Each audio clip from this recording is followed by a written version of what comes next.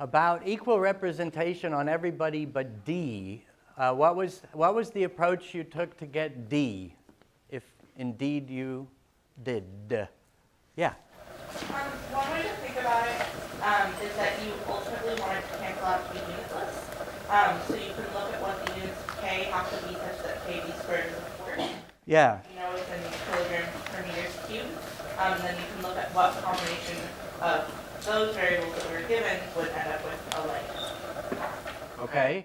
So she said a force is supposed to be equal to K V squared, so the dimensions of K must be equal to the dimensions of F divided by the dimensions of V squared. So the dimensions of F, mass, length per time squared.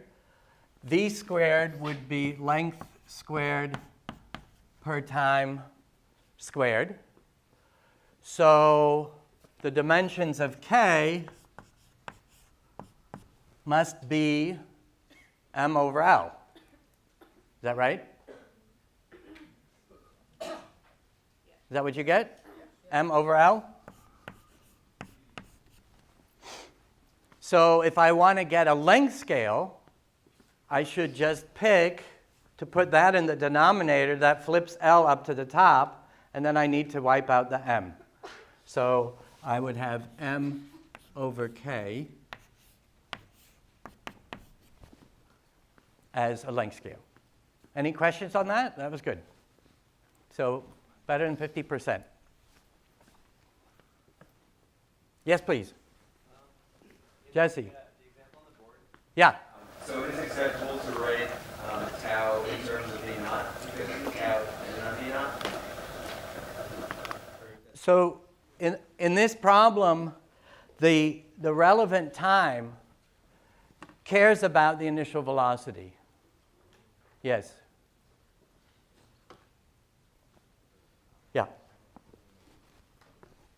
But I should have made a point on my graph, and that is that the meaning of this time that dimensional analysis told us was tau, just looking at this expression, when t is equal to tau, capital T is 1, and so that means that the velocity has now been reduced to half its initial value. So the meaning in this problem of the time scale is the time that it takes for the velocity to decay to half the initial value. Of course, after that, things slow down more, and it takes a long time. You got to get rid of that. Boink. Okay. And that we already did.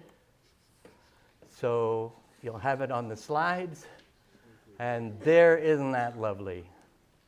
Okay. So I have another question for you.